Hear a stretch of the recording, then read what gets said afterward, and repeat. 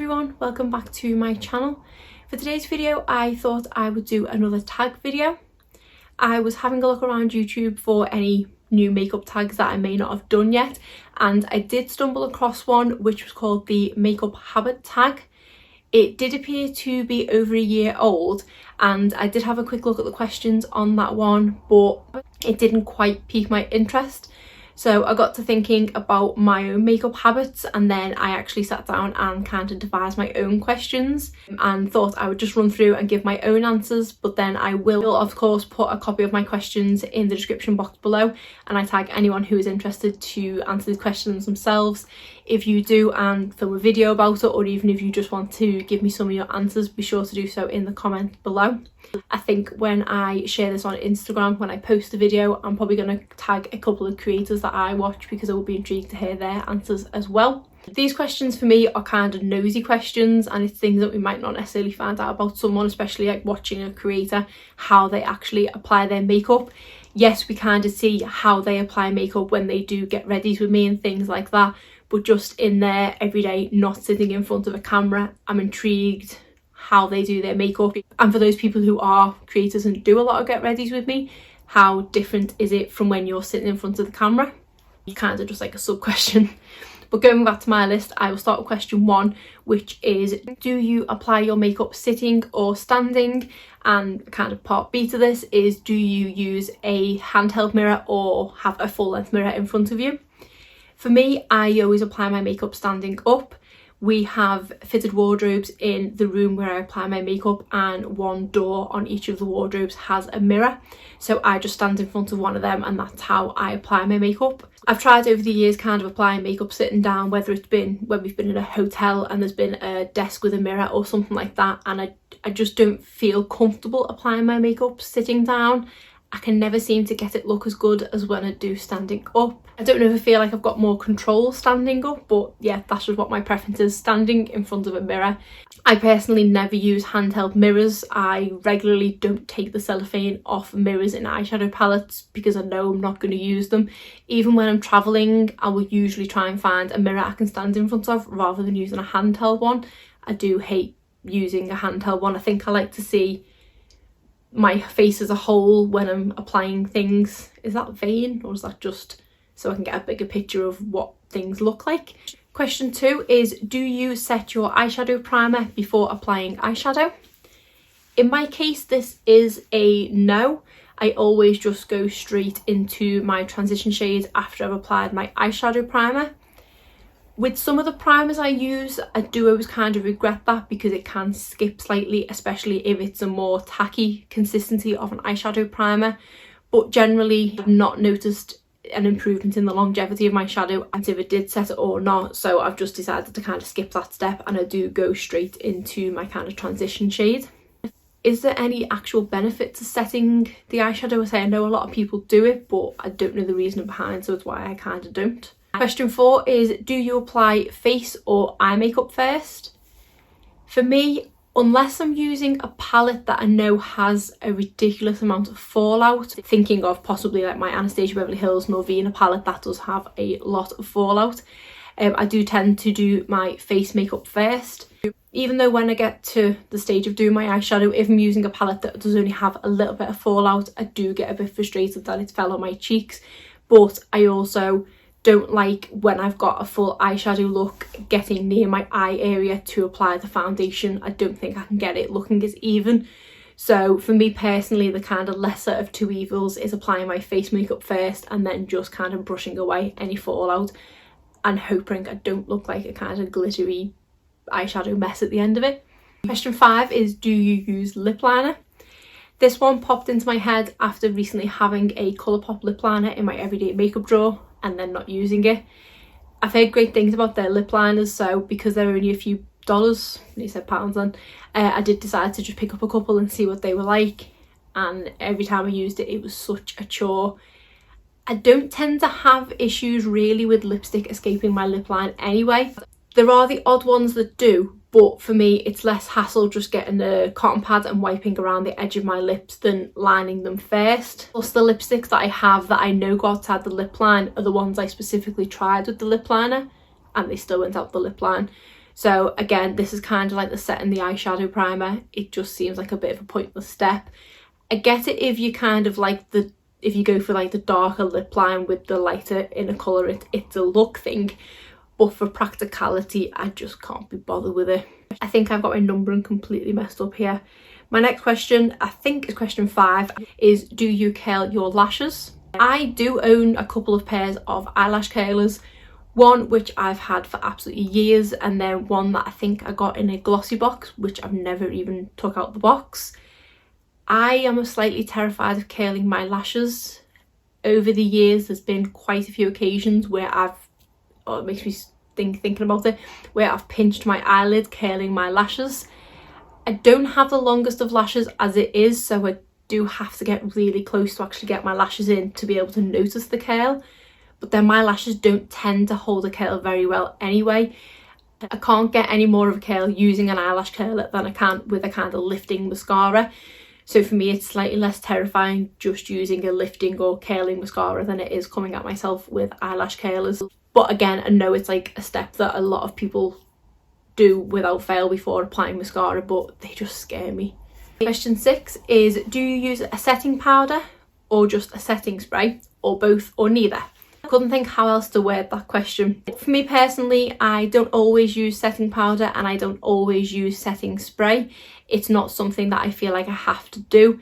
I could happily use both or happily use neither. I've not yet noticed the vast amount of effects of using either, to be honest. It's one of those things that I just feel like it's a step that I have to do, so I do. Don't get me wrong, there are a couple of foundations that I have that are quite dewy, which isn't my preferred look, so I do use setting powder in that respect to kind of make them a bit more matte.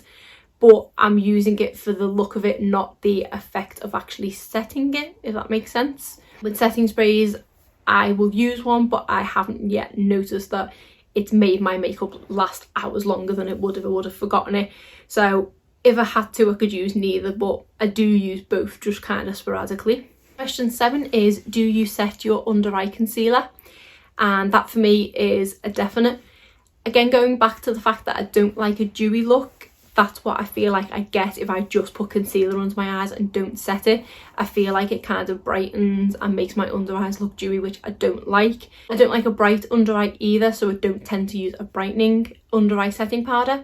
The one I use is more of a matte finish, which is the e.l.f. HD setting powder.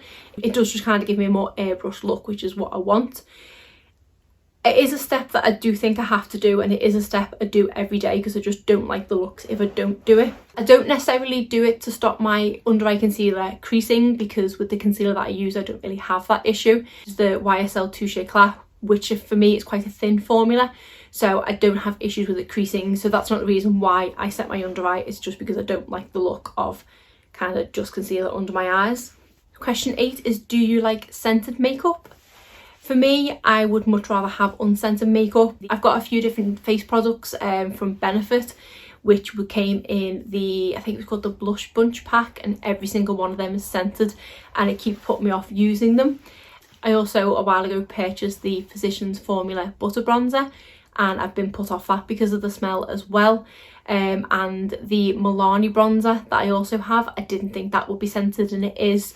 That one's not too strongly scented, so that's fine, but I would much rather have unscented products. I don't know if it's just because I am sensitive to smells or what, but I don't get the point of having a scent in makeup, because usually once it's applied to the skin it does disperse anyway, or it's that age-old thing of it doesn't disperse but just you can't smell it anymore, which makes me think, because we do put multiple makeup products on that smell, because I know you can get sort of scented foundation.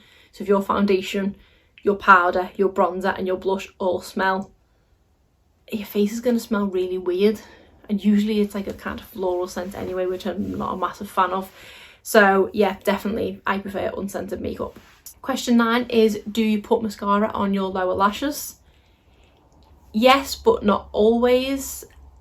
Again, I'm quite lazy with makeup, so it's again a step that I'm not overly bothered about. But if I'm going on a night out and I do want a bit more of a dramatic lash, I do always try to remember to put bottom lash mascara on.